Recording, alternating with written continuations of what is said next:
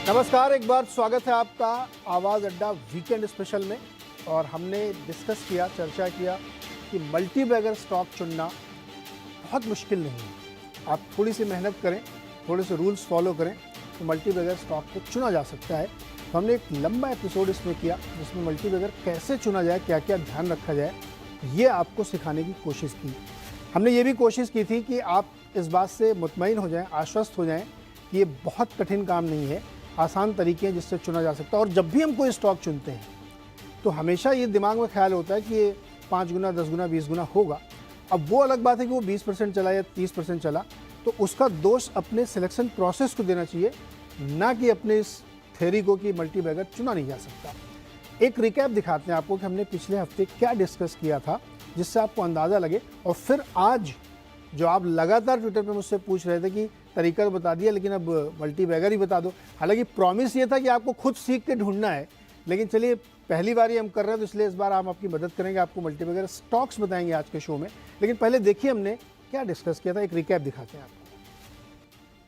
Multi bagger stock कैसे चुना जाए, आज इस सबसे बड़े सवाल का जवाब ढूंढने की कोशिश करते हैं। और मुझे विश्वास है कि शो खत्म होते होते मैं आपको कन्विंस करा दूंगा कि मल्टी बैगर ढूंढना पॉसिबल है, बिल्कुल पॉसिबल है, असंभव कुछ भी नहीं है। स्मॉल कैप से आ सकता है, बड़े कैप से भी आ सकता है। और हमने देखा है कि डिफरेंट इन्वेस्टर्स अपने डिफरेंट स्टाइल से लेके मल्टी बैगर चुनते हैं और सारे फॉर्मूले चलते हैं। तो सबसे पहली चीज सबसे ज्यादा रिक्वायर्ड है देन एनीथिंग एल्स जो भी हम सारे पैनलिस्ट रिकमेंड करें, वो होता है टाइम। अगर आपने टाइम स्पेंड नहीं किया तो कोई भी तरीके से आप मल्टी बैगर नहीं बना सकते लाइफ में। खुद की इनहेरेंट कैपेबिलिटी, यानी तब हम बात करते हैं मैनेजमेंट की। और जहां पर सबसे बड़ा क्वेश्चन आता है कि प्रमोटर की क्वालिटी कैसी है और आपके फाइनेंशियल रेशियोज क्या उस कैपेबिलिटी को रिफ्लेक्ट कर रहे हैं। तो एक जब आप सोल्यूशन देते हैं साथ में अच्छे ब्रांड के साथ, इन फाइनेंशियल रेशियोज के साथ, तब ये मल्टी बैगर जो है स्टॉक बनता है। मैनेजमेंट बहुत ज़रूरी है, उसके आंख में सपने होने चाहिए, पेट में आग होनी चाहिए कि मुझे अपनी कंपनी को बहुत बड़ा बनाना है और उसके लिए लगातार काम करता रहे। Smaller companies with high vision and probability को पकड़ा तो उसमें रियल मल्टी बैगर बनेगा 10x, 50x, 100x, 200x, 300x and 10,000x। तो ये हमने कोशिश की थी, रिकैप आपको दिखाया कि आप ढूंढ सकते हैं किन किन पैरामीटर्स में, जिसमें कुछ चीज़ें बहुत महत्वपूर्ण हैं जो आपने सुनी थी पिछले शो में। आप जाके दोबारा से वो शो देख सकते हैं, इस शो को देखने से भी पहले या बाद में भी देख सकते हैं कि आपको चुनने के तरीके क्या रखने। साथ ही कुछ चीज़ें जैसे कैपिटल एलोकेशन बहुत ज़रूरी है। मान लीजिए आपने कोई बहुत अच्छा स्टॉक ढूंढ ही लिया और आपने उसके 5 शेयर खरीदे, अब वो 5 गुना भी हो गया ना तो आपको कुछ पैसा नहीं बनेगा, अफसोस करेंगे कि। तो कैपिटल एलोकेशन बहुत ज़रूरी है। प्लस जिस कंपनी को आप चुन रहे हैं उसके अंदर प्राइसिंग पावर होनी चाहिए, जिसको टेक्निकल लैंग्वेज में मोट कहते हैं, वो होना चाहिए। तो ये 1-2 पॉइंट हमारे पिछले डिस्कशन से कैरी फॉरवर्ड हैं, जो रह गए थे, उन पर भी हम बातचीत करेंगे। मेहमानों से आपका परिचय कराएं। अभय जी हमारे साथ मौजूद हैं स्टूडियो में, पाइपर सेरिका फाउंडर।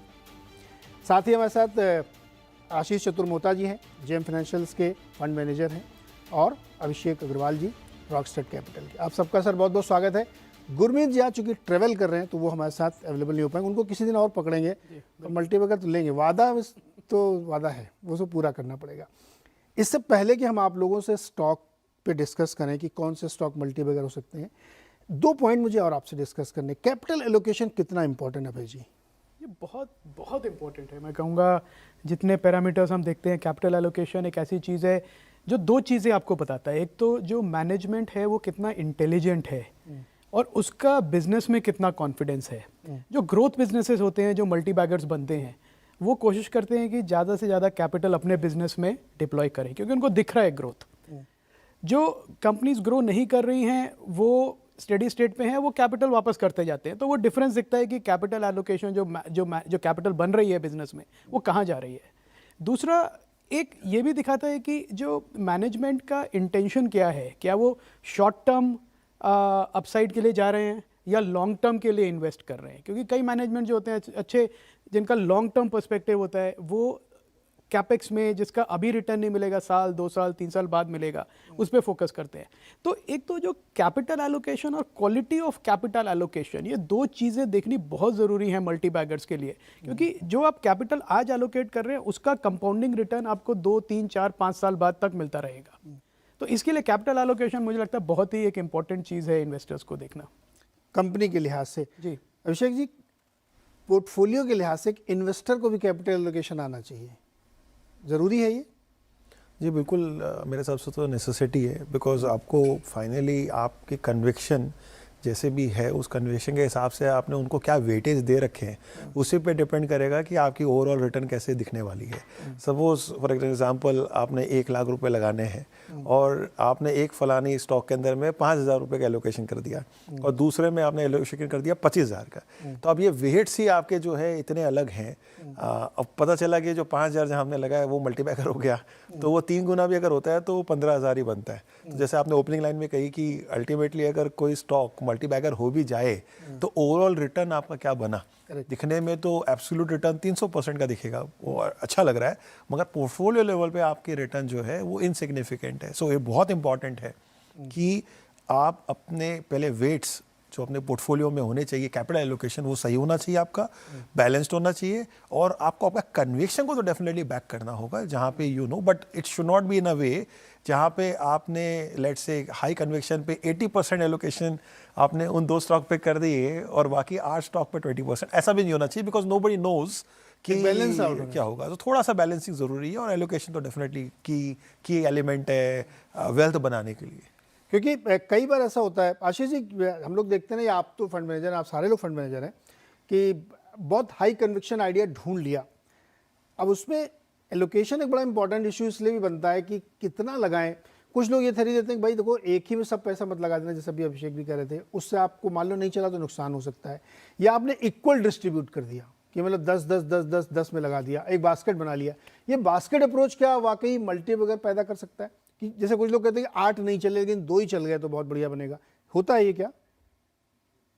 तो नीरज जी बिल्कुल, देखिए स्टाइल ऑफ इन्वेस्टिंग है, कई लोग कॉन्सेंट्रेटेड पोर्टफोलियो पे बहुत ज्यादा बिलीव करते हैं, और जब आप कॉन्सेंट्रेटेड पोर्टफोलियो लेते हैं तो हो सकता है 5-6 स्टॉक ले रहे हैं और उसमें 2 स्टॉक भी आपके बहुत ही अच्छे रिटर्न देते हैं, तो ओवरऑल भी पोर्टफोलियोज काफी अच्छे रिटर्न देते हैं। बट यहाँ मैं आपको एक बात कहना चाहूंगा, पीटर लिंच की हम बात करेंगे। पीटर लिंच एक ऐसे फंड मैनेजर थे मैग्नन फंड के, जिन्होंने ऑलमोस्ट 29.2% का कैगर रिटर्न अपने ड्यूरेशन में जनरेट किया, और 29% का जब कैगर आप पोर्टफोलियो में या अपने फंड में जनरेट करते हैं तो ऑटोमेटिकली मल्टीबैगर रिटर्न हो जाता है। बट अगर से आप उनके साइजिंग को देखेंगे, पोजीशन साइजिंग को देखेंगे, तो आप सरप्राइज होंगे कि उनके पास एक समय पे 200 स्टॉक से ज्यादा पोर्टफोलियोज हुआ करते थे। इनफैक्ट अभी के भी हमारे एक रिसेंट बहुत ही जाने माने इन्वेस्टर है जो मिड कैप स्मॉल कैप में काफी जबरदस्त पोजीशन बनाते हैं, तो अगर से आप उनका भी देखेंगे तो उन्होंने मल्टीबैगर्स काफी बनाए, बट उनके भी जो नंबर ऑफ स्टॉक्स आप देखेंगे उनके पोर्टफोलियो में तो वो 100 से ज्यादा है।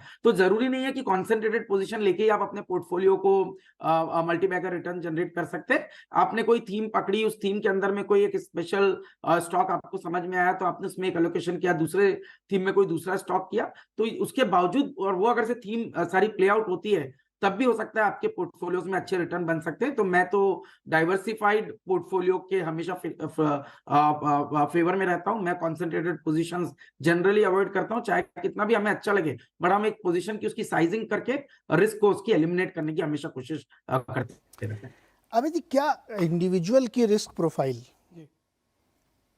इस एलोकेशन में क्या इंपॉर्टेंस रखती है? एग्जाम्पल के लिए मान लीजिए कोई व्यक्ति है और उसके पास 100 रुपये हैं, उसको हाई कन्विक्शन के 4-6 आइडिया दिख रहे हैं, तो वो बेट कर सकता है कि हमको 2-3 मैक्सिमम लेने हैं और पूरा पैसा उसमें डालना है जी।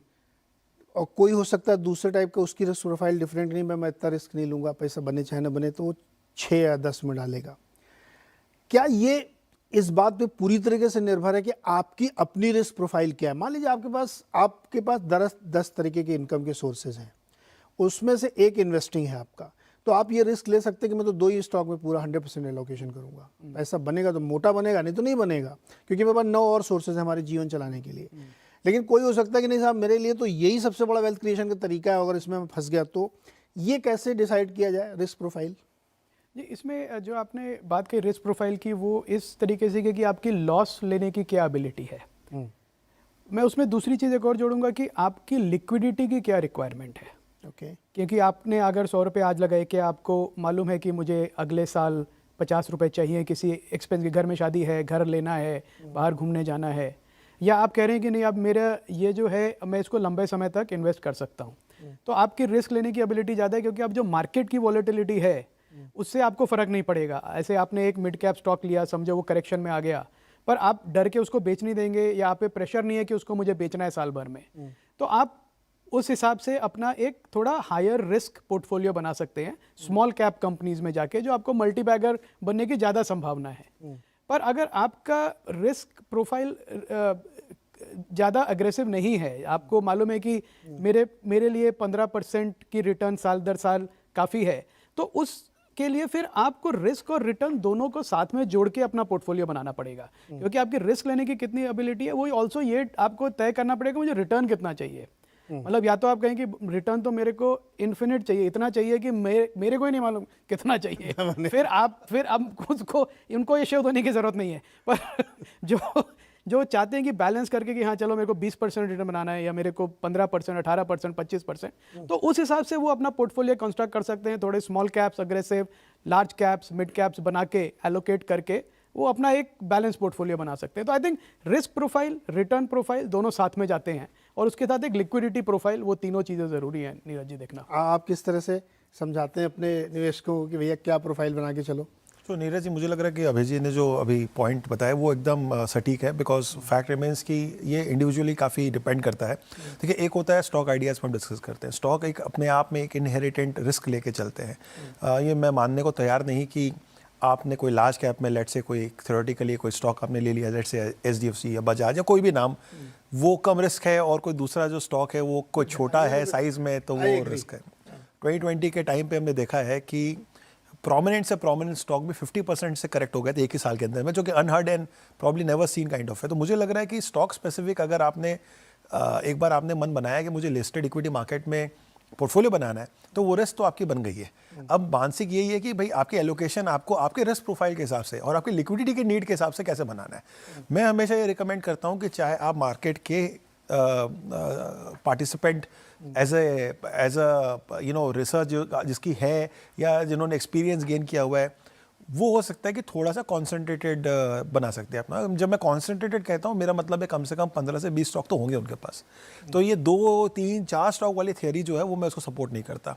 नॉट बिकॉज कि कॉन्फिडेंस क्राइसिस है, बट बिकॉज एक होता है कि भाई हमको कुछ चीज़ें रिस्क भी बैलेंस करके करना होता है।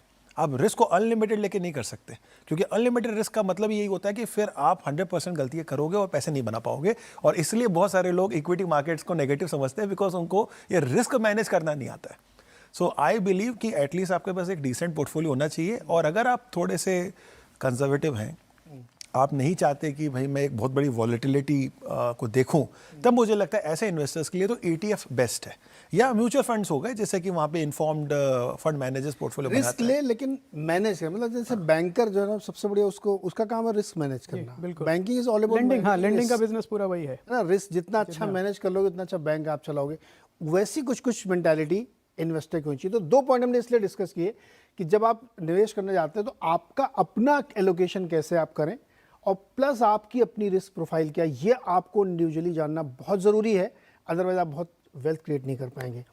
अब ज़्यादा समय नहीं लेते हैं लोगों का पेशेंस टेस्ट हो रहा होगा कि ये लोग जो ज्ञान दे रहे हैं इसका कोई मतलब नहीं, काम की बात बताओ। तो सर, काम की बात पहली क्या है जी? पहले मेरा डिस्क्लेमर है कि हम स्टॉक्स डिस्कस करेंगे, तो ये स्टॉक्स हमारे पोर्टफोलियो में भी हैं, बाय रिकमेंडेशन नहीं है।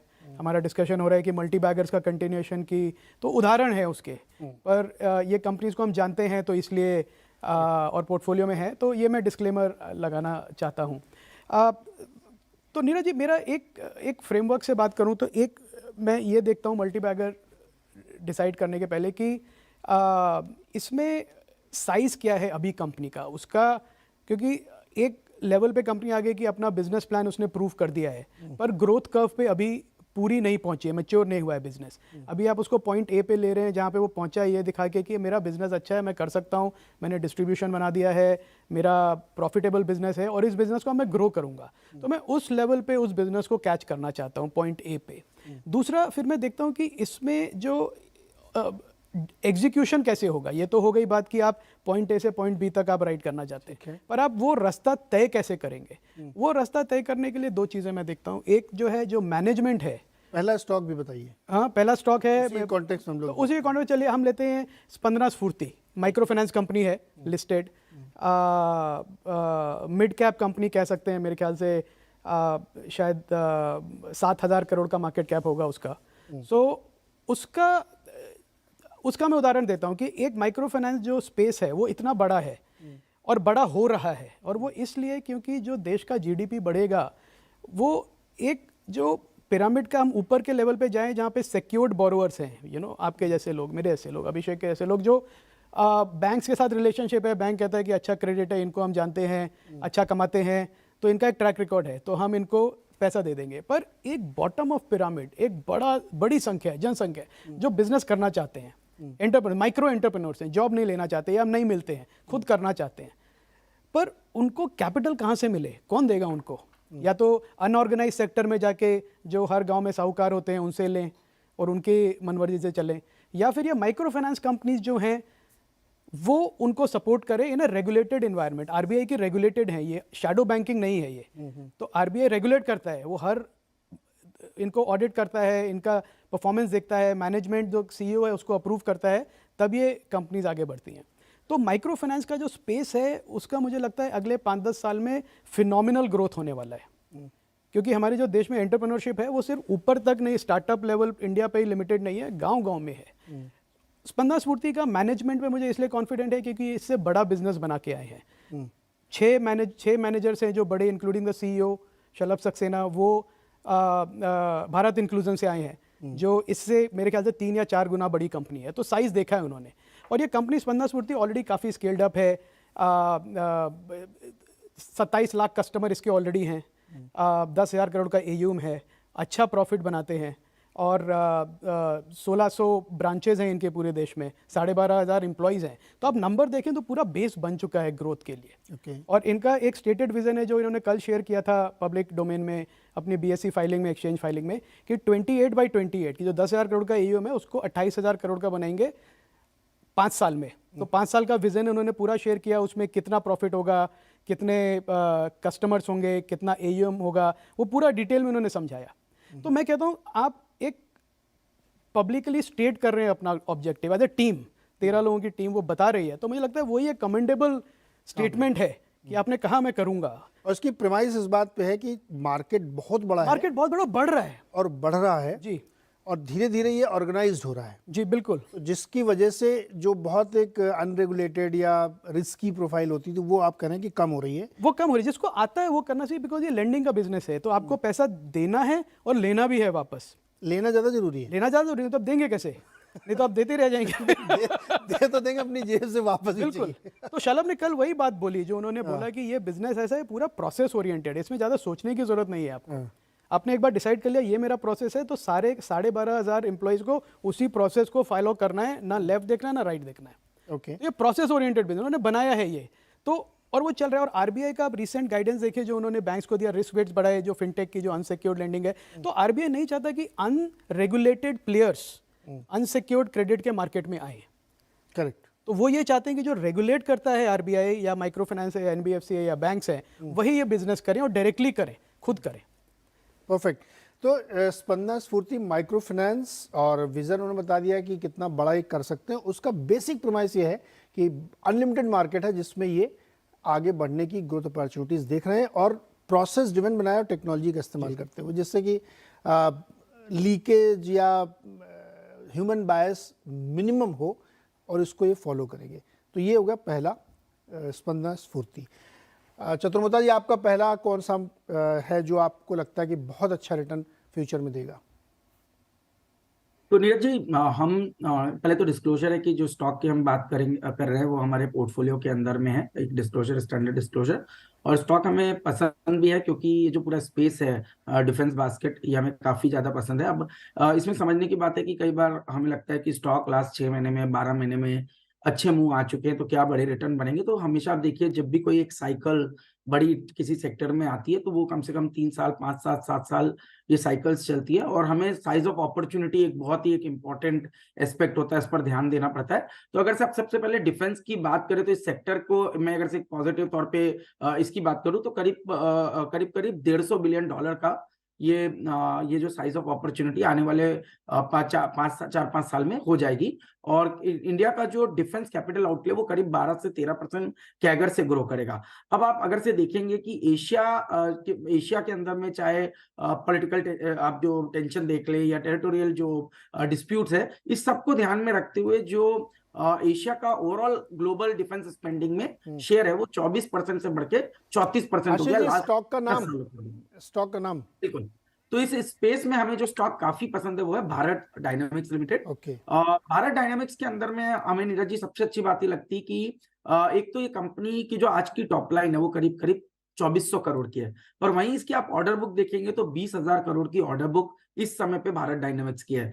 90% जो ये मिसाइल्स बनाते हैं वो इंडिजिनाइजेशन के थ्रू बनाते हैं, तो इसका मतलब बहुत जबरदस्त लोकल प्रोक्यूरमेंट होता है, और लोकल प्रोक्यूरमेंट होने की वजह से कंपनी की ऑपरेटिंग मार्जिन सिग्निफिकेंटली हायर रहती है। अब गवर्नमेंट ने भी इसमें काफी सपोर्ट किया, जैसे कि कई एम्बार्गो लगा दिए इंपोर्ट के अंदर में, कई किसी तरह के लोकल जो R&D है उसको काफी अच्छे से डेवलप किया। और जिस तरह से इसरो और DRDO के साथ में मिल करके ये कंपनियां काम करती है, तो इनको एक बहुत ही अच्छा एक्सेस मिलता है as compare to private players. तो इस वजह से हमें लगता है कि जो PSU डिफेंस कंपनी आई है एक बहुत ही पॉजिटिव स्वीट स्पॉट के अंदर में, और जैसे मैंने कहा कि 10 लाख करोड़ की अपॉर्चुनिटी आने वाले 10 सालों में आपको डिफेंस के अंदर में देखने को मिलेगी। और भारत डायनामिक्स के पास जब ऑर्डर बुक की ऑलमोस्ट 10 टाइम्स है करंट टॉप लाइन के, तो ये एक बहुत ही अच्छी रेवेन्यू विजिबिलिटी क्रिएट करता है। तो हमारा मानना है कि कोई भी ऐसा सेक्टर जो GDP आपकी 6-7% ग्रो हो रही है और वहां पे हम 15 से 20% की टॉप लाइन की ग्रोथ एक्सपेक्ट करते हैं, और क्योंकि इंडिजिनाइजेशन होगा तो मार्जिन ज्यादा स्पीड से अच्छी आती है, इसको हम ऑपरेटिंग लीवरेज कहते हैं, जहां पे अगर से टॉप लाइन 15% से बढ़ रही है और प्रॉफिटेबिलिटी 15 से ज्यादा बढ़ रही है, तो ये मतलब कहीं ना कहीं ऑपरेटिंग लीवरेज भी बहुत जबरदस्त इन कंपनियों को मिलेगा। और साइज ऑफ अपॉर्चुनिटी जिसकी हमने पहले भी चर्चा की थी, जैसे पॉलीकैप के अंदर में साइज ऑफ अपॉर्चुनिटी काफी बढ़ गई थी, तो ये जब साइज ऑफ अपॉर्चुनिटी किसी सेक्टर के अंदर बनती है तो उनके जो प्लेयर्स हैं उनको बहुत ही क्लियर एक एडवांटेज देखने को मिलता है, और जो मुझे लगता है इस समय भारत डायनामिक्स जैसी कंपनी के अंदर वो पॉजिटिव ट्रेंड हमें देखने को नजर आ सकता है। दो इसमें सवाल है सर। नो डाउट कि इसमें बहुत बड़ी अपॉर्चुनिटी है, और इंडिया में अभी जो भी डिफेंस की पूरी स्टोरी है वो बजटेड एलोकेशन को रिप्लेसमेंट की स्टोरी है। अभी तो फॉरेन से पैसा आया ही नहीं है, जो कि आएगा, और मैन्युफैक्चरिंग हब के तौर पे तो बहुत बड़ा एक स्पेस ये क्रिएट होगा। इस पर तो बिल्कुल 100/100 टिक मार्क है। लेकिन जनरली जो हम लोगों से लोग पूछते हैं कि एक तो डिफेंस के स्टॉक चल बहुत गए, तो उनका ये बड़ा कॉमन क्वेश्चन होता है, बहुत चल गया यार, आप वही वाला बता रहे हो। दूसरा कि चूंकि इनके पास ऑर्डर बुक 6-6 साल 8-8 साल आगे तक की है, इवन HAL के पास देखिए तो कितने सालों की आगे की ऑर्डर बुक है। क्या एग्जीक्यूशन का कोई चैलेंज होगा इनके सामने? कैपेक्स करना पड़ेगा बड़ा? नहीं, देखिए एग्जीक्यूशन के चैलेंजेस तो जब इतनी बड़ी ऑर्डर बुक होती है, और आप देखिए सेमीकंडक्टर के इश्यू हो सकते हैं, कई बार आप देखेंगे कोई क्रिटिकल कंपोनेंट है जिसके अंदर में सप्लाई डिसरप्शन आ सकता है, और इसी को कहीं ना कहीं सॉल्व करने की कोशिश कर रहे हैं। जब हम इंडिजिनाइजेशन की बात करते हैं तो आज 90% मिसाइल्स इंडिजिनाइजेशन के थ्रू ये लोग कर पा रहे हैं, तो ये एक बहुत ही पॉजिटिव, और इसीलिए तो सारी अपॉर्चुनिटी बन रही है। आप देखिए अगर से नीरज जी किसी कंपनी में या किसी सेक्टर में कोई चैलेंज नहीं होगा तो वहां पर तो सारी चीजें क्रिस्टल क्लियर है, तो मल्टीपल्स भी उस चीज को रिफ्लेक्ट आपको हमेशा करेंगे। अब आप देखिए जब मैं एक छोटा सा एग्जांपल लूंगा पॉलीकैप का जब IPO आया तो उसका PE मल्टीपल था 10 का, और जैसे जैसे साइज ऑफ अपॉर्चुनिटी बढ़ने लगी मार्केट ने आज उसी को 52 का PE मल्टीपल किया। तो जब मल्टीबैगर बनेंगे तो दो चीज तो बनेंगी, एक कि PE का जबरदस्त एक्सपेंशन हो, और दूसरा EPS में सिग्निफिकेंट अमाउंट ऑफ ग्रोथ हो। PE का एक्सपेंशन इस वजह से होगा क्योंकि आपकी मार्जिन प्रोफाइल जैसे जैसे इंप्रूव होगी तो मार्केट उसको ज्यादा रिवॉर्ड करेगा, और दूसरा मेरा कहना है कि जब तक साइज ऑफ अपॉर्चुनिटी नहीं होगी या ऑर्डर बुक नहीं होगी तब तक आपकी टॉप लाइन ग्रोथ कहां से आएगी। तो इसके लिए ऑर्डर बुक का होना बहुत एक अहम चीज है, और इसी वजह से हमारा मानना है कि आने वाले कई सालों तक डिफेंस एक बड़ी अपॉर्चुनिटी के तौर पर देखा जा सकता है। बिल्कुल सही। ये आप दोनों लोगों की इसमें एक बड़ी कॉमन चीज़ है कि स्केलेबिलिटी का कोई चैलेंज नहीं, कितना भी स्केल अप आप करो, स्काई इज द लिमिट वाली बात है यहाँ पे। तो ये एक बहुत पॉजिटिव फैक्टर इसमें जा रहा है। और महंगा तो चूंकि अब लोग लाइन लगा के ले रहे तो महंगा हो गई। अभिषेक जी, जेम क्या है आपका? मुझे तो लगता है नीरज जी सभी जेम है जो हम डिस्कस कर रहे हैं पहला जिम। मगर क्योंकि मल्टी बैगर की बात हो रही है और हम भी क्योंकि एक पीएमएस चलाते हैं तो हमें भी एक रिसर्च करके काम करना होता है। डिस्क्लेमर ऑलरेडी आपके स्क्रीन पे होंगे तो मैं वो रिपीट नहीं करूँगा। काम के मुद्दे पे आते हैं तो मेरा पहला रिकमेंडेशन जो मुझे लगता है कि देखने जैसी बात है इस कंपनी में वो है IDFC लिमिटेड। अभी ऑलरेडी अभय जी ने भी एक फाइनेंशियल इंस्टीट्यूशन का नाम लिया, तो ऑफकोर्स क्योंकि बैंकिंग में जैसे कि हमने कहा प्रोसेस बन जाता है, फिर बात आती है स्केल की। 150 करोड़ की पॉपुलेशन है हमारी, तो यहाँ पे बैंकिंग नीड्स अभी भी बहुत ही अंडर सर्व्ड है। सो मुझे लग रहा है कि कोई भी आप अच्छा नाम अगर आप ले लें जो एक डिसिप्लिन वे में अगर अपनी बुक को बिल्ड करें तो वहाँ पे पैसा बन जाएगा। यहाँ ज़्यादा अक्ल लगाने वाली बात नहीं है। अब IDFC क्यों? IDFC की कमाल की हिस्ट्री रही है। IDFC पहले एक इंफ्रास्ट्रक्चर फोकस्ड सेगमेंट पे ही काम करता था। बहुत बड़ी बुक होती थी। 2014 से पहले इकोनॉमी आस्था इतनी ग्रेट नहीं थी, तो ऑफ कोर्स उसके जो राइट डाउन्स आए उसको लेकर बैंक ने बहुत हद तक NPA में हिट लिया। फिर एक टाइम आया जहाँ पे कैपिटल फर्स्ट जो आया उसने मर्ज किया IDFC के साथ और बन गया IDFC फर्स्ट। इन दोनों ने साथ साथ में करके अब इनके बीच में भी आ गया मर्जर, तो मतलब अब एक ही एंटिटी बच जाएगी जो कि IDFC। इससे अब क्या हुआ है कि इन्होंने जो इनकी जो बुक है वो अब इंफ्रास्ट्रक्चर से हटकर अब बन गई है पूरी तरह से कंज्यूमर फोकस्ड। तो जो कंज्यूमर लोन है वो इनका मेन फोकस बन गया। आज की डेट में इनकी जो बुक साइज है वो 1.8 लाख करोड़ की जो है वो असेट बेस है इनकी, which is a very very sizable, और इनकी मार्केट कैप है 20,000 करोड़ की। So you have ample scope also to expand. अब इन्होंने लास्ट 5 साल में क्या किया, जब नया मैनेजमेंट आया लास्ट 5 साल में इन्होंने अपने निम पे बहुत फोकस किया। तो इनकी जो निम है जो एक टाइम पे 3% होती थी आज हो गई है 6%। 6% की निम बहुत अच्छे नंबर मानी जाती है प्राइवेट बैंकिंग स्पेस पर अगर आप देखें, मगर ये प्राइस टू बुक अभी भी है 2x। सो वहाँ आपको वैल्यूएशन का जो है एक जो है कंफर्ट जो है बन गया। ग्रोथ की बात करें, मैनेजमेंट ने खुद अपने कई सारे कमेंट्रीज में कहा है कि 15 से 18% की सालाना ग्रोथ वो जो है वो इस सेगमेंट में देखा जाए, उनका असेट बेस बढ़ता चला जाएगा। अगर हम बात करें आने वाले समय में तो अगले 7 साल तक तो उनको पता है कि इंडिया की जो कंज्यूमर बेस है वो कितनी बड़ी है और कितनी एक्सपांड होने वाली है। तो इन्होंने जो सेगमेंट अपना पकड़ा हुआ है वो सेगमेंट है स्टेडी ग्रोथ का, और उसमें इन्होंने जो अपनी फाइनेंशियल डिसिप्लिन लेके आए हैं उसका बेनिफिट इनको अब आगे लॉन्ग टर्म में मिलना है। फाइनेंशियल डिसिप्लिन एक ले मैन में अगर बात करें तो कैसे देखा जाता है? एक पॉइंट अभी हमने डिस्कस किया, पैसे तो लगा दिए आपने, रिकवर कैसे करेंगे? वापस भी लेने। तो GNPA और NPA का नंबर, NPA का नंबर 0.5% है, 0.52, which is according to me is a very good number considering the history of this bank, जो एक ज़माने में क्या स्थिति थी। तो ये जो मर्जर इनका हुआ है ये एक पॉजिटिव हुआ, और अब एक ही सिंगल एंटिटी होने से साइज़ का एक इनको एडवांटेज मिलेगा। एक सिस्टम इन्होंने बना लिया, एक फोकस सेगमेंट पकड़ लिया है। मुझे लग रहा है कि इस सारे जो एक होता है कि भाई आपके पास साइज़ होना चाहिए, आपके पास मार्केट अपॉर्चुनिटी होनी चाहिए, आपके पास प्रोसेसेस होने चाहिए एंड वैल्यूएशन का कंफर्ट होना चाहिए। तो ये सारे फैक्टर को देखते हुए मुझे लगता है कि IDFC for a longer term can be a good horse to take a bet on a financial institution sector. 2 financial क्या गए, स्पंदना और जी। IDFC, और इनके जो हेड हैं जो इसको रन कर रहे हैं इस समय वो बहुत ही जाने माने बैंकर हैं, नाम आप लोग जानते ही होंगे। और उन्होंने वाकई मतलब इसको रिटेल की तरफ, इंस्टीट्यूशन से रिटेल की तरफ कॉर्पोरेट से ला के बड़ी कमाल की। और उससे पहले उनका ICICI बैंक में भी, फ्यूचर जनरली भी बहुत अच्छा रिकॉर्ड था। तो नो डाउट कि 2 आपको फाइनेंशियल इंस्टीट्यूशंस मिले और एक आपको डिफेंस की स्टोरी मिली, जो ये दोनों स्टोरी इंडिया की बहुत प्रॉमिसिंग स्टोरीज हैं। अब जी दूसरा स्टॉक जी, आपने एक छोटा सा इशारा किया था जब आशीष जी बात कर रहे थे कि वैल्यूएशन की ये तो चल गया है स्टॉक। हाँ, ये बहुत कॉमन क्वेश्चन लोग पूछ लेते हैं। तो पूछा तो बिल्कुल ठीक बात। पर मेरा भी एक मानना है कि आप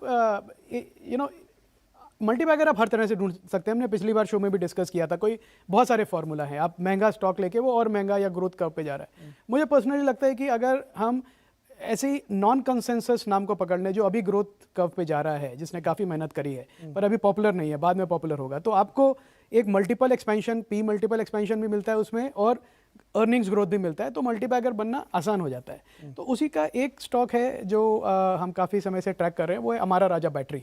इसका नाम अभी चेंज होके अमारा एनर्जी हो गया है। और वो नाम चेंज हुआ, वही स्टोरी है, वही रिफ्लेक्ट करता है कि क्या हो रहा है उस कंपनी में। तो जो दर्शक हैं गाड़ी में, स्कूटर में बैटरी डालते हैं, तो 2 ही ऑप्शन है लार्जली मार्केट में, एक एक्साइड ले लें या आप हमारा एमरॉन ले लें, यही 2 प्रोडक्ट्स मिलते हैं। तो उस इंडस्ट्री में ऑलरेडी एक कंसोलिडेशन है, 2 ही प्लेयर हैं उसमें, तीसरे के आने की संभावना बहुत कम है। अब क्या हो रहा है नीरज जी कि हम एक तरफ देख रहे हैं कि ऑटोज़ का जो ग्रोथ है वो तो हो रहा है ज़बरदस्त। अब गाड़ियाँ बिक रही हैं, 2 व्हीलर बिक रहे हैं, हर महीने नए रिकॉर्ड बन रहे हैं उसमें। पर उसमें जो लेड एसिड बैटरीज लगती हैं अभी, वो यही 2 प्लेयर बनाते हैं। तो एक गारंटीड मार्केट है जो बढ़ रहा है, क्योंकि ये कभी ना कभी वापस नई बैटरी, पुराने जो बिके वो आएंगे नई बैटरी के लिए, जो नए बिक रहे हैं वो उनमें बैटरी लगी, तो एक स्टेडी ग्रोथ है। प्राइसिंग पावर इतना ज़्यादा नहीं है, कमोडिटी ड्रिवन है, 8 से 9% का प्राइसिंग ग्रोथ रहता है। पर स्टोरी अब इसमें क्या है, वो ये है कि जो मार्केट है वो माइग्रेट कर रहा है इलेक्ट्रिक व्हीकल्स की तरफ, ईवी की तरफ। उसके लिए चाहिए लिथियम आयन बैटरीज। अभी ये बनाते हैं lead acid battery. Lithium ion एक बहुत ही कॉम्प्लेक्स और डिफरेंट तरह की बैटरी है, जो अभी इंडिया में 99% इंपोर्ट होता है चाइना से लार्जली, बिकॉज चाइना के पास वो फ्यूल सेल्स हैं जो इंडिया में लाके असेंबली होती है, उसकी बनते नहीं है। अभी भी ईवी बैटरी इंडिया में नहीं बनती हैं, असेंबल होती हैं, और उसमें लोग अपना बैटरी मैनेजमेंट सिस्टम लगा के थोड़ा उसको एफिशिएंसी के साथ प्ले करते रहते हैं। सरकार का बहुत बड़ा फोकस है यूएस की तरह। यूएस ने कहा है कि आप कह रहे हैं इसके थ्रू ईवी की स्टोरी प्ले कर ईवी की स्टोरी आप प्ले कर सकते हैं। और तीसरी रिसाइकलिंग की स्टोरी। अभी सरकार ने कहा है कि आप जो भी बैटरीज में आप लेड यूज कर रहे हैं 3 साल के बाद, वो 100% रिसाइकल्ड होना चाहिए। ओके, तो ये इन्होंने अपना ऑलरेडी रिसाइकलिंग का प्लांट भी लगा दिया है। तो 3 स्टोरी इसमें, एक तो लेड एसिड बैटरी तो कोर बिजनेस है, वो ग्रो हो रहा है। दूसरा आपका ईवी का प्ले है, और तीसरा आपका रिसाइकलिंग का प्ले है। तो मुझे लगता है जिस मल्टीपल पे ये स्टॉक अभी है, मेरे ख्याल से 16 के आसपास का मल्टीपल है इसका, वो कैप्चर नहीं कर रहा है इसका फ्यूचर अपसाइड। शायद मैनेजमेंट ज़्यादा बात नहीं करता, इसलिए भी हो सकता है। पर जब परफॉर्मेंस दिखेगी तो मुझे लगता है ये डेफिनेटली कंपनी री रेट होगी, प्लस अर्निंग एक इशू भी था चित्तूर और तिरुपति वाले प्लांट का, वो मेरे ख्याल में सॉल्व हो गया शायद। देखिए ये चीज़ें हो जाती हैं सॉल्व। मुझे लगता है कि जो मैनेजमेंट स्ट्रांग हो, इतने सालों से बिजनेस कर रहा है, वो देर सबेर ये सब प्रॉब्लम सॉल्व कर लेता है, सॉल्यूशन ढूंढ लेता है। तो नहीं, उसका एक इन्होंने रिप्लेसमेंट किया शायद तेलंगाना में। तेलंगाना में गीगा फैक्ट्री इन्होंने लगाई है, 9,500 करोड़ रुपए खर्च गीगा करा है फैक्ट्री जो ईवी सेल्स की, ईवी बैटरीज की जो इन्होंने लगाई है। एक बहुत बड़े प्लेयर आने वाले हैं यहाँ पे। हाँ, कुछ उधर खेला हो सकता है क्या? नहीं हो सकता है, क्यों नहीं हो सकता। आई थिंक इंडिजिनाइजेशन पे पूरा फोकस है गवर्नमेंट का। गवर्नमेंट कह रहा है कि आप बेचिए, लोकल मार्केट में बेचिए, आपको जो बेचना है बेचिए, जो आप कोई भी कंपनी है, पर बनाइए यहाँ पे, बनाइए यहाँ पे, बनाइए यहाँ पे। वो एक है, बनाना आपको यहाँ पे है। तो अमर राजा बैटरी 2 ही बैटरी है कि एक्साइड और एक अमर राजा, और इस पे आप कह रहे हैं अमर राजा बेट करना चाहिए, क्योंकि ये ईवी का प्ले एक तरीके से हो सकता मुझे लगता है कि जो मैं पढ़ रहा हूँ इनके बारे में, जो मैं समझ रहा हूँ मैनेजमेंट से, इनका थोड़ा ज़्यादा मुझे लगता है फोकस है ईवी पे और रिसाइकलिंग पे। और ये ईवी और रिसाइकलिंग दोनों बड़े बिजनेसेस होने वाले हैं। जैसे हम बात कर रहे हैं कि जो अगले 5 साल 10 साल में देखें मेगा ट्रेंड में जिसमें हम प्ले कर रहे हैं, तो इसमें मुझे लगता है ये दोनों मेगा ट्रेंड के पार्ट हैं। और इसमें पूरा सपोर्ट रहेगा गवर्नमेंट का, पॉलिसी सपोर्ट रहेगा, क्योंकि वो भी चाहते हैं कि जितना इंडिया में बने, जितना इंडिया में रिसाइकिल हो, वो उतना अच्छा है।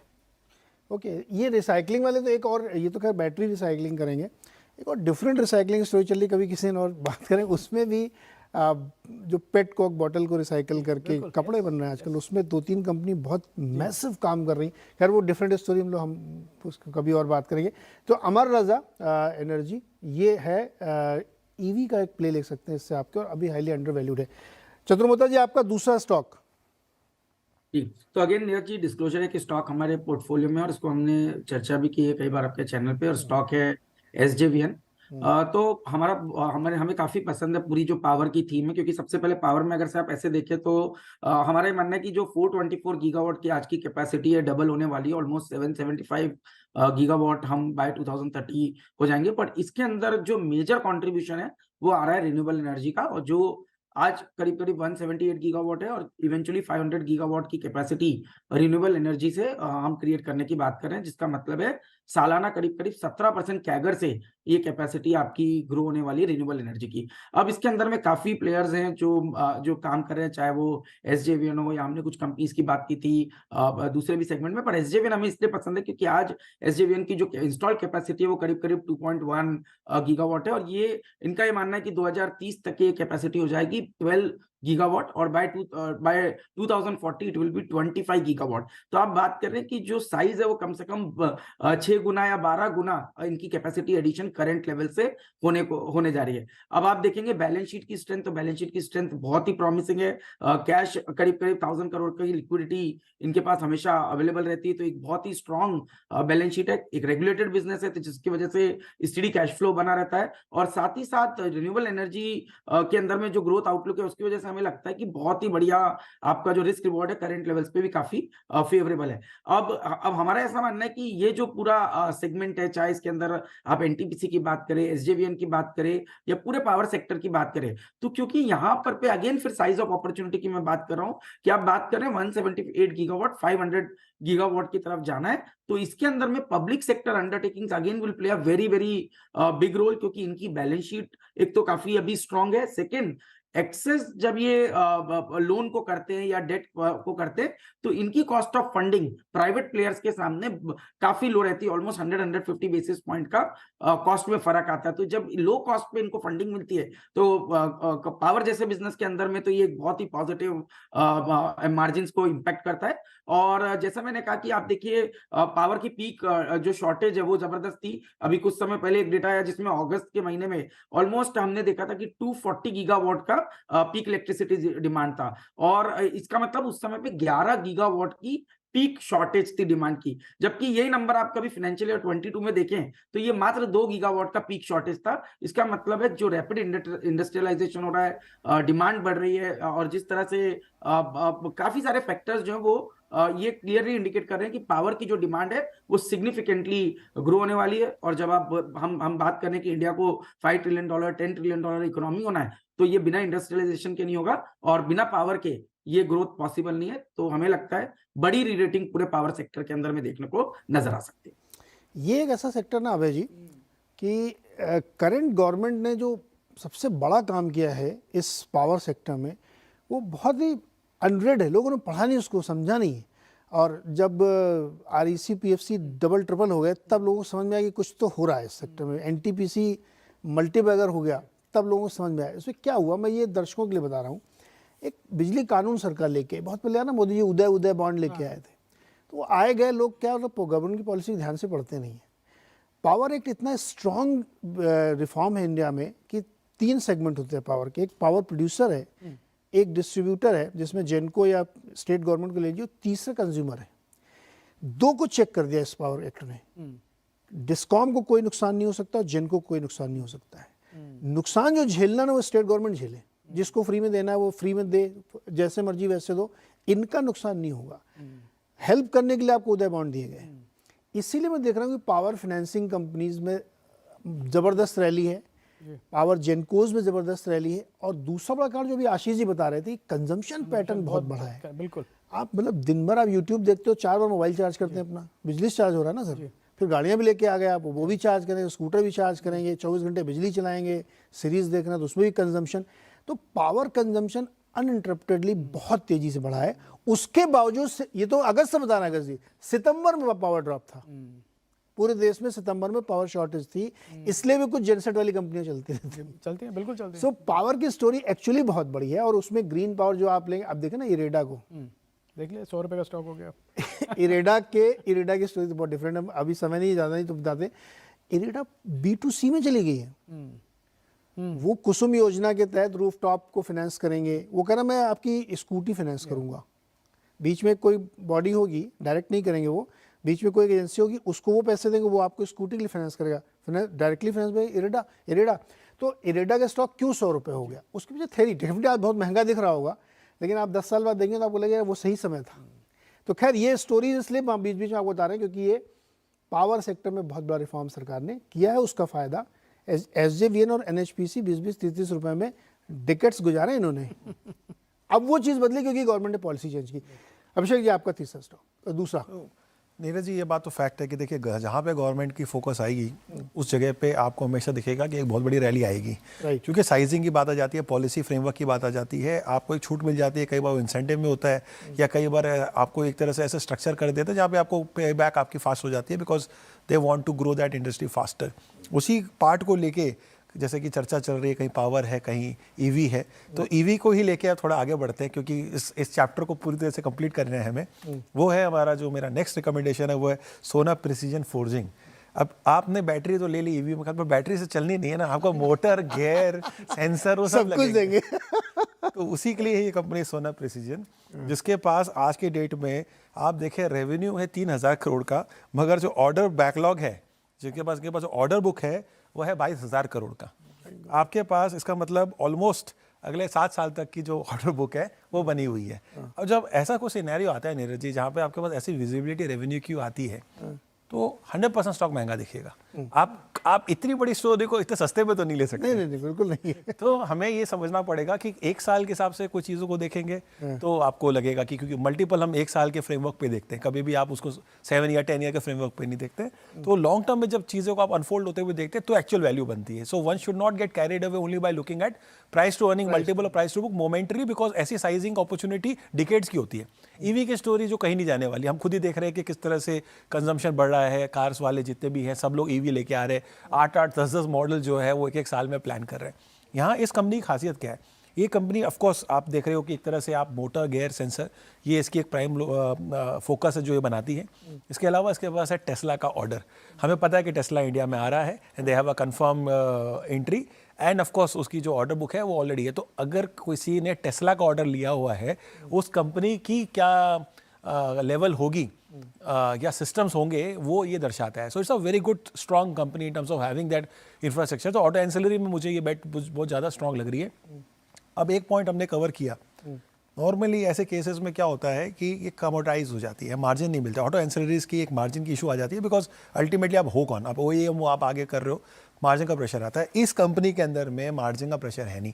एबिटडा मार्जिन है 25% का, जो कि itself can show you that how well they are in their processes, जिसके वजह से इस तरह का मार्जिन आ रहा है। तो आपको 2 चीज़ चाहिए होती है, एक वो चाहिए आपको स्केल, राइट, दूसरा how do you protect your margin, right. अगर हमने 2 चीज़ अचीव कर ली तो उसके बाद कुछ ऐसा रहता नहीं है जो आपको नेगेटिव दिखे, अनलेस प्रोसेसेस में कहीं गलती कहीं हो जाए या मैन्युफैक्चरिंग में कहीं फ्लॉ आ जाए या गवर्नमेंट की पॉलिसी बदल जाए, जो अभी फिलहाल दिख रही है कि गवर्नमेंट की पॉलिसी भी बहुत ही फेवरेबल है ईवी की तरफ। वो चाहते ही हैं कि भाई ईवी जो है देश में बढ़े ताकि हमारा कंजम्पशन जो ये ऑयल इंपोर्ट हम करते हैं या कोल बेस्ड पावर प्लांट्स है वो घटे और हम लोग ज़्यादा से ज़्यादा इलेक्ट्रीफाइड वर्जन में जाए। सो ये मेरा एक इसमें एक पॉइंट रहेगा।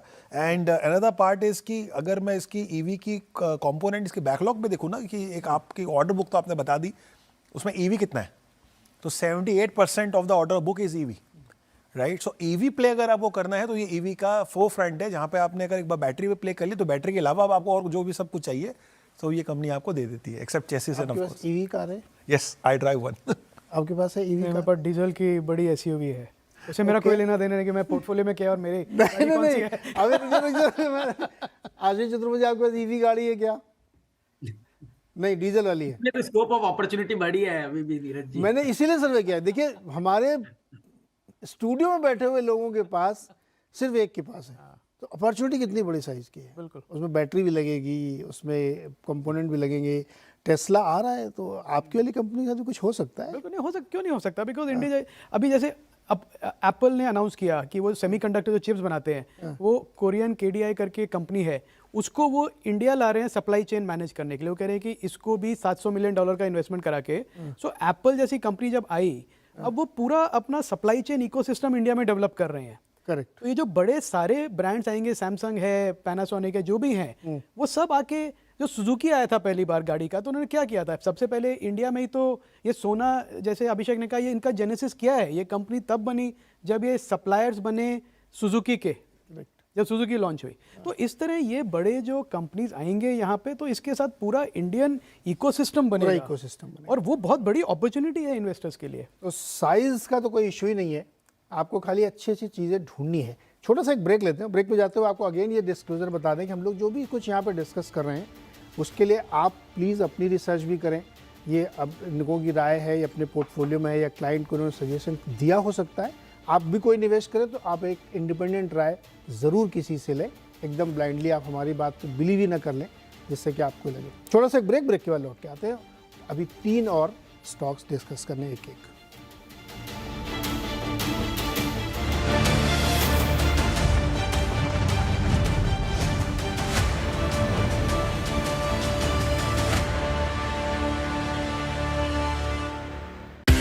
छोटी कंपनी बड़ा मौका, बड़ी इंटरेस्टिंग और बहुत ही ग्रोथ ओरिएंटेड कंपनी लगी जो लिस्टिंग के लिए आया है। SME वर्ल्ड की इनसाइड स्टोरी। करीबन 30 करोड़ के आसपास का महीने का ट्रांजैक्शन हो रहे हैं हमारे, और अभी हम उम्मीद करते हैं कि बढ़ के 40 से 50 करोड़ के अंक पहुंच जाएगा। और SME के राइजिंग स्टार्स। अगर आप इंडिया में देखेंगे तो हमारा आज के देश में कोई कंपटीशन नहीं है। देखिए SME कॉर्नर इन वक्त पर सिर्फ CNBC आवाज पर। बाजार शुरू होने से पहले कीजिए मुनाफे की तैयारी। आज से बेहतर दिन नहीं मिल सकता आपको एक रैली के लिए। मार्केट के लिए क्यूज बहुत अच्छे हैं। जानिए सेंसेक्स और निफ्टी की कैसी होगी चाल। यहाँ पे आपको वॉच आउट करना है खुलने के पहले कहाँ स्टेबलाइज हो रहा है। तेजी पकड़ रहा है तो पहले घंटे के जो लोज है वो आपका स्टॉप लॉस होगा। और कौन से स्टॉक्स आपको बनाएंगे मालामाल। Buy on the dips and hold for long term, ये एक स्ट्रेटजी अपनानी चाहिए क्योंकि टेक्निकल रूप से बहुत ही बढ़िया लोग। देखिए मुनाफे की तैयारी। मार्केट के आखिरी 1.5 घंटे का सारा एक्शन। फेड के मिनट्स अगर डबिश आ गए तो एक मार्केट को बहुत बड़ा ट्रिगर मिलेगा, एक अच्छा सपोर्ट मिलेगा। क्लोजिंग बेल बजने से पहले कीजिए जबरदस्त कमाई। भारतीय बाजारों में आज थोड़ी सी उठापटक दिखाई दे रहा है, लेकिन नजरें होंगी कि क्या ट्रेड आपने पकड़ना है। डिसाइसिव वक्त है कि आप अपने प्रॉफिट्स को कैश में कन्वर्ट कर लें। जाने माने एक्सपर्ट्स के साथ। मुझे लगता है ये डिप को एक बाइंग अपॉर्चुनिटी की तरह देखना चाहिए। देखिए कमाई का अड्डा। फ्यूचर एक्सप्रेस में आप सभी का स्वागत है। FNO मार्केट का हर एक्शन। मेजरली आपको वो शेयर तेजी में दिखाई पड़ेंगे जहां पर हैवी वेट्स या बाइंग है भी तो बहुत सेलेक्टिव है, लेकिन प्रेशर बैंक्स में। कॉल ऑप्शन लें या पुट ऑप्शन। एक मोमेंटम चालू हो गया बैंक निफ्टी में टुवर्ड्स सेल टारगेट्स 37,500 भी लेके जा सकता है। जानिए किन स्टॉक्स में होगी आपकी जबरदस्त कमाई। 1640 की कॉल में आप लॉन्ग जाएंगे, 66 रुपए का टारगेट और करीब 42 का स्टॉप लॉस यहाँ पर मेंटेन कर सकते हैं। देखिए फ्यूचर एक्सप्रेस। स्वागत है आपका फायदेमंद फंड्स में। म्यूचुअल फंड्स के साथ अपनी लाइफ को करें प्लान। इंश्योरेंस की ग्रोथ अच्छी रहेगी और इनका ROE प्रोफाइल भी अच्छा है। फ्लेक्सी कैप एक ऐसी कैटेगरी है जिसमें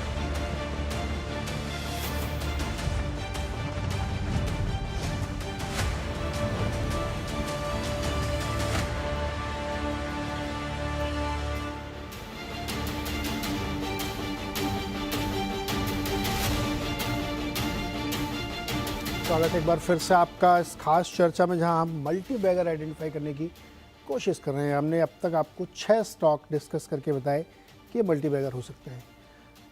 अगला लास्ट थर्ड वन, अगर ये जो अभी तक चर्चा हुई, आई थिंक ये बहुत ही यूज़फुल चर्चा है और मेरे लिए भी इन्फॉर्मेटिव चर्चा है। 1-2 पॉइंट जो निकले, जो मुझे मालूम है इंट्यूटिवली, पर अब डिस्कस हो रहे हैं। और जैसे आपने कहा, पॉलिसी सपोर्ट क्या है गवर्नमेंट का क्या डायरेक्शन है, क्योंकि वो एक बहुत बड़ा नया मार्केट ओपन करता है। आपने पावर की बात करी, और उसी में एक और गवर्नमेंट का इनिशिएटिव है घर घर जल, जिसमें कि वो चाहते हैं कि हर घर में नल से जल हो, हर घर में। और ये कैसे होगा नीरज जी? ये होगा जब एक पाइप्स हैं जो ओरिजिन से म्यूनिसिपैलिटी लाके आपके घर तक लाए, फिर आप घर में प्लम्बिंग करें कि आपके घर में फिर नल लगे, वहाँ से पानी। तो पूरा एक हार्डवेयर लगता है इसके साथ में, और उसके लिए चाहिए तो मेरा जो कंपनी जो मेरा पिक है वो है अपोलो पाइप्स। एक स्मॉल कैप कंपनी है, 2700 करोड़ का मार्केट कैप है, और छोटा प्लेयर है उस इंडस्ट्री में बड़े प्लेयर्स हैं। सुप्रीम है, अपना एस्ट्रल है, और 2-3 प्रिंस पाइप्स हैं, बड़े प्लेयर्स हैं। बिल्कुल। तो उसमें पर मुझे लगता है अपॉर्चुनिटी स्पेस इतना बड़ा है कि आपको इरिगेशन के लिए पाइप्स चाहिए, आपको घर के लिए रेसिडेंशियल चाहिए, आपको इंफ्रास्ट्रक्चर के लिए पाइप्स चाहिए, और ये प्लास्टिक पाइप्स हैं जो हर कंपनी नहीं बना सकती। एक टेक्नोलॉजी इन्वॉल्व है इसमें। दूसरा है कि बाथरूम फिटिंग्स, तो अपोलो पाइप्स बनाती है प्लास्टिक के नल, जो बिकते हैं करीब 50 रुपए की एवरेज प्राइस भी, आप समझ लीजिए। जो अभी गांव में लगते हैं वो है 12-15 रुपए के नल, वो टूट जाते हैं। आप जाए छोटे शहर में भी जाए, नल से पानी लीक हो रहा है, लोगों ने कपड़े बांधे हुए, टूट गया, कपड़ा बांधा हुआ है लोगों ने। ट्रेनों में आप चले जाइए, वो प्लास्टिक के हैं सारे, वो सस्ते हैं। तो लोग कहते हैं कि अच्छा, अगर 50 रुपए में मुझे ऐसा नल मिल जाए जो गारंटी दे रहा है कि टूटेगा नहीं, ऑलमोस्ट मेटल का है, जो मेटल का 800 रुपए का आता है, उसके सामने 50 रुपए का ये लगा देता हूँ। वो एक बहुत बड़ा अपॉर्चुनिटी स्पेस है प्लास्टिक के बाथरूम फिटिंग्स का। तो मुझे लगता है अगेन हम कह रहे हैं कि छोटी कंपनी ग्रोथ कर्व पे जा रही है, और Apollo pipes APL Apollo group की सिस्टर कंपनी है। और APL अपोलो हमारे पोर्टफोलियो में मेरे ख्याल से 10 साल से है, 20 बैगर से ज़्यादा हो गया होगा अपने आप। एग्जीक्यूशन में हमें कोई डाउट नहीं है उस ग्रुप का, जो वो कर सकते हैं। APL अपोलो जो है वो मेटल पाइप्स में है, स्ट्रक्चर स्टील पाइप्स में, और ये प्लास्टिक पाइप्स में है। तो मुझे लगता है ये कंपनी ऐसी है जो ग्रोथ कर्व पे जा रही है, driven by innovation, distribution, brand building, good product quality, pricing, customer उनको क्या है, उनको आइडिया है। 50 करोड़ का भी PAT है, जो मुझे लगता है कि बढ़ के, मतलब अभी बड़ा नंबर बोलूं तो लोगों को ऑकवर्ड लगेगा, पर मुझे लगता है 500 करोड़ का वो पीएटी बनाना 5-6 साल में, अपॉर्चुनिटी स्पेस, एग्जीक्यूशन कैपेबिलिटी दोनों देखूं तो कोई बड़ी बात नहीं है। तो मेरा ये एक पिक रहेगा। ओके, अपोलो पाइप्स, और ये प्लास्टिक के पाइप्स बनाते हैं और नल से जल वाली योजना के बड़े बेनिफिशरी हो सकते हैं, और ये एक स्टॉक हो आपको रडार पर रखना चाहिए। अभिषेक जी, अगला थर्ड वन आपका। तो नीरज जी, जैसे हम बात कर रहे हैं कि गवर्नमेंट का फोकस कहाँ पे रहा, हमने पावर डिस्कस किया, हमने ईवी डिस्कस की, हमने डिफेंस डिस्कस किया। एक और ऐसा स्पेस है जहाँ गवर्नमेंट की बहुत बड़ी फोकस रही है, वो है हेल्थ केयर। हेल्थ केयर एक कोई भी इकोनॉमी का बहुत ही इंटीग्रल पार्ट होता है। आयुष्मान भारत जो उनकी स्कीम इन्होंने जिस तरह से लॉन्च करके इन्होंने जो उसको सक्सेस बनाया, ये बिल्कुल प्रोमिनेंस दिखाता है कि गवर्नमेंट सिर्फ बातें नहीं करती है, बल्कि उस तरह से उन्होंने उनका काम भी किया। अब इस मामले में इन्होंने क्या अच्छा काम किया, इन्होंने एक प्राइवेट पब्लिक पार्टनरशिप वाला जो मॉडल जो हमेशा गवर्नमेंट बातें करती थी, उसको रियली इन्होंने इफेक्टिव ली। तो जो स्टॉक मेरा यहाँ पे मैं रिकमेंड कर रहा हूँ वो है कृष्णा डायग्नोस्टिक। यहाँ पे इन्होंने गवर्नमेंट के साथ एक पार्टनरशिप कर रखी है, जहाँ पे इनके पास एक लॉन्ग टर्म कॉन्ट्रैक्ट्स है, जहाँ गवर्नमेंट की जो हॉस्पिटल्स है वहाँ पे ये अपना low cost diagnostic solution provide करें। अब फाइनली डायग्नोस्टिक को लेके कई बार पास्ट में बहुत सारे कंसर्न्स दिखे, क्योंकि भाई मार्जिन हो रहा है और कंपटीशन है। जब आप गवर्नमेंट के साथ आप जब टाई अप कर लेते हैं तो उसके नीचे की कोई कॉस्टिंग हो ही नहीं सकती, क्योंकि वो रॉक बॉटम कॉस्टिंग पे होता है। वहाँ पे आपको मिलता है वॉल्यूम, बिकॉज गवर्नमेंट हॉस्पिटल्स के अंदर में आपको दिखते हैं फुटफॉल्स। हम सब यहाँ पे कभी ना कभी कोई ना कोई डायग्नोस्टिक सर्विस प्रोवाइडर को यूज़ करते हैं, बट उधर की फ्रीक्वेंसी हमारे पे डिपेंड करती है कि हम उनको कब बुला रहे हैं। इनके केस में जब आप गवर्नमेंट के साथ टाई अप है तो वहाँ पे उनके यहाँ पे डेली फुटफॉल है, तो उसकी वजह से जो इनके पास जो कॉन्ट्रैक्ट है जो 2 से 3 साल आगे फॉरवर्ड के है, उससे इनकी रेवेन्यू विजिबिलिटी जो है वो बहुत स्ट्रॉन्ग है। मैनेजमेंट गाइडलाइंस के बेसिस पर अगर हम बात करें तो इन्होंने 30% का रेवेन्यू गाइडलाइंस ग्रोथ में दिया है, जो अगले 2 साल तक ये मेंटेन करेंगे, क्योंकि इनके पास ऐसे ऑलरेडी 2-3 कॉन्ट्रैक्ट्स है। राजस्थान गवर्नमेंट के साथ इनकी ऑलरेडी बात चल रही थी, जो अभी तक फुट ली हुई। आई एम प्रीटी श्योर अभी जो सरकार जिस तरह से बनी है और बीजेपी की सरकार आई है, तो वहाँ पे कुछ पॉजिटिविटी हमें देखने को मिल सकती है, जो कि अगेन इस ग्रोथ को और बढ़ा देगा। मार्जिन को लेकर बहुत बार कंसर्न्स आते हैं, इनके फॉलिंग इस सेक्टर के जो है काफ़ी फॉलिंग मार्जिन्स रहे। इनके केस में अभी भी जो है इन्होंने 25% का गाइडलाइंस दिया हुआ है EBITDA margin, which is again an a very good number to defend. मुझे लग रहा है कि कोई भी कंट्री, इंडिया जैसे कंट्री में अगर आप 20% से ऊपर का एबिटा मार्जिन मेंटेन कर पा रहे हैं तो बिल्कुल सालाने वाली बात है, बिकॉज ये इतना ईजी नहीं है मेंटेन करना, आपको अपने स्ट्रक्चरल कॉस्ट को कम रखना पड़ता है। सो मुझे ये सारी पॉजिटिव्स इसमें लगी। इनके पास ऑलरेडी 14+ स्टेट्स के अंदर में प्रेजेंस है, सो प्रेजेंस वाइज भी दे आर देयर, एंड मात्र 2000 करोड़ की मार्केट कैप है। तो आप देखेंगे कि एक कंपनी जिसकी सिर्फ 2000 करोड़ की मार्केट कैप है और अब ये पीपीपी मॉडल में काम कर रहे हैं, तो अभी 2-3 स्टेट के साथ शुरू किया है, बट ये सक्सेस जैसे जैसे होगा तो ये और स्टेट्स में जाएंगे। तो मुझे लग रहा है कि इंक्रीमेंटल लेवल पे, जहाँ पे ग्राउंड लेवल पे भी आपके पास इतना बड़ा पॉपुलेशन है कैटर करने के लिए, गवर्नमेंट का फोकस भी है और आपकी भी कैपेबिलिटी है इसको डिलीवर करने के लिए, हर तरह से मुझे लगता है ये कंपनी एक इनेबलिंग फैक्टर है for a multi bagger for going forward in times to कम।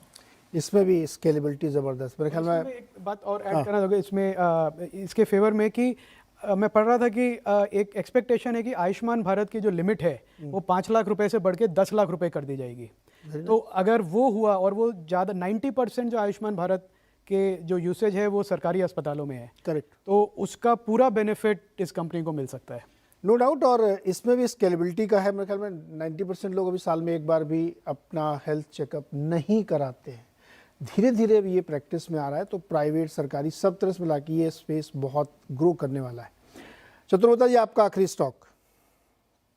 तो ये मेरा एनबीएफसी में पूना वाला फिनकॉर्प जो स्टॉक है हमें काफी पसंद है। तो इसको 3 तरह से मैं डिफाइन करूंगा। एक तो स्ट्रॉन्ग पेरेंटेज, सेकंड है आपका साइज ऑफ अपॉर्चुनिटी, और तीसरा है टेक्नोलॉजिकल एज।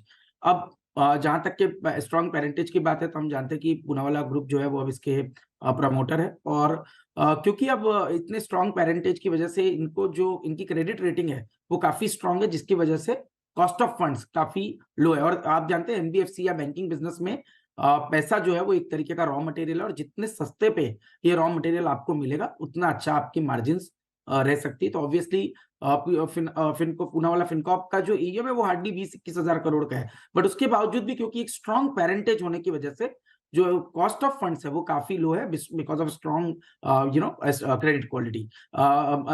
दूसरी चीज है आपकी साइज ऑफ अपॉर्चुनिटी। तो हम जो बात करें फॉर्मलाइजेशन ऑफ क्रेडिट या एमएसएमई के अंदर में एक बहुत ही जबरदस्त आने वाले कई सालों तक के एक क्रेडिट ग्रोथ स्ट्रांग रहने की संभावना बन रही है। और जो पिरामिड में आप देखेंगे ज्यादा से ज्यादा एमएसएमईज आ रहे हैं और जो फॉर्मल क्रेडिट को एक्सेस करेंगे उसका भी एक बहुत बड़ा बेनिफिट इस तरह की एनबीएफसीज को देखने को मिलेगा। तो उसमें मुझे लगता है पूनावाला फिनकॉर्प को एक बहुत बड़ा अपॉर्चुनिटी है, जिसकी वजह से करीब 35 से 40% की सालाना ग्रोथ आने वाले 3 से 4 साल तक तो एटलीस्ट आपको इस कंपनी के अंदर में देखने को मिल सकती है। और तीसरी चीज जैसे मैंने कहा कि फिनटेक कंपनी है, तो स्ट्रॉन्ग टेक्नोलॉजिकल एज इसलिए क्योंकि एक फिनटेक कंपनी के तौर पे तो फिनटेक के साथ में लो कॉस्ट ऑफ फंड ये एक बहुत ही डेडली कॉम्बिनेशन होगा और उसमें भी एक स्ट्रॉन्ग पेरेंटेज। तो हमने देखा था किस तरह से बजाज फाइनेंस ने पिछले 10 सालों में एक बहुत बड़ी वेल्थ अपने इन्वेस्टर्स के लिए कमा के दी। मुझे लगता है उसी तरह का एक बहुत ही अच्छा कॉम्बिनेशन कहीं ना कहीं पूनावाला फिनकॉर्प में बन रहा है, जहां 35 से 40% के अगर हम ईएम में ग्रोथ की बात कर रहे हैं,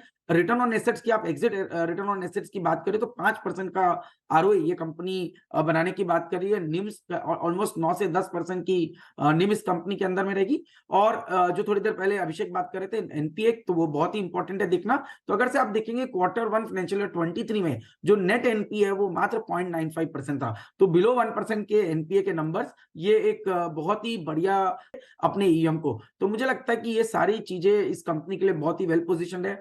आप अगर से थोड़ा सा होल्डिंग को भी देखें तो प्रमोटर इस समय करीब करीब 62% ओन करते हैं और एफआईआई और डीआईआई मिला के करीब करीब 13% की होल्डिंग है। इसका मतलब एक इंस्टीट्यूशनल होल्डिंग भी काफी अच्छी इस कंपनी के अंदर बनती नजर आ रही। तो ये इस पूरे स्पेस में और जो एनबीएफसी है जो खास तौर पे जैसे मैंने कहा एमएसएमई के अंदर बड़ी ग्रोथ मिलेगी, तो जैसे अभी थोड़ी देर पहले स्पंदना की बात हो रही थी, मुझे लगता है उसी तरह से पूनावाला फिनकॉर्प भी एक लॉन्ग टर्म ट्रेजेक्टरी में काफी पसंद हमें नजर आता है। ओके, तो ये टोटल 9 स्टॉक्स हम लोगों ने डिस्कस किए। अमर राजा एनर्जी, अपोलो पाइप्स, स्पंदना स्फूर्ति, अभय जी के, आशीष के भारत डायनेमिक्स, एसजेवीएन और पूनावाला फिनकॉर्प, अभिषेक के हैं आईडीएफसी, सोना बीएलडब्ल्यू और कृष्णा डायग्नोस्टिक्स। ये स्टॉक आपको भविष्य में अच्छा रिटर्न दे सकते हैं। खुद भी आप इसमें ज़रूर पढ़िए। मैं आप हमेशा सजेस्ट करता हूँ कि आप अपनी खुद की स्टडी करिए, इनको देखिए, समझिए, पढ़िए, परखिए, जो हम लोग चर्चा कर रहे हैं उसको सुनिए और फिर कोई आप इसमें फैसला लीजिए। डिस्क्लोजर आपके सामने हम लोग कई बार दिखाया कि आप इसको लेने से पहले डेफिनेटली अपने फाइनेंशियल एडवाइजर से एक राय ज़रूर ले लें। सर बहुत बहुत शुक्रिया। और हमने अपना वादा पूरा किया कि जो मल्टीवैगर हमने सिखाया था वो हमने इनको बता भी दिया कि भाई देखो कुछ एग्जाम्पल ही है। अभी थोड़ी मेहनत ये लोग भी करें ना, कुछ और भी ये लोग ढूंढे, हम लोगों को सजेस्ट करें यार इस पर भी थोड़ी बात करो। तो फिलहाल आज के लिए इतना ही। बहुत बहुत शुक्रिया आप सबका हमारे साथ जुड़ने के लिए और ये शो देखने के लिए। ऐसे ही और दिलचस्प आइडियाज़ पे हम लोग बातचीत करेंगे किसी और थीम पे। जैसे मैं एक सोच रहा था किसी दिन मैं पीएसयूज़ पे शो करूँगा, एक कि ये पीएसयू स्टॉक क्यों चल रहे हैं इतना। आज के लिए फिलहाल इतना ही। बहुत बहुत शुक्रिया।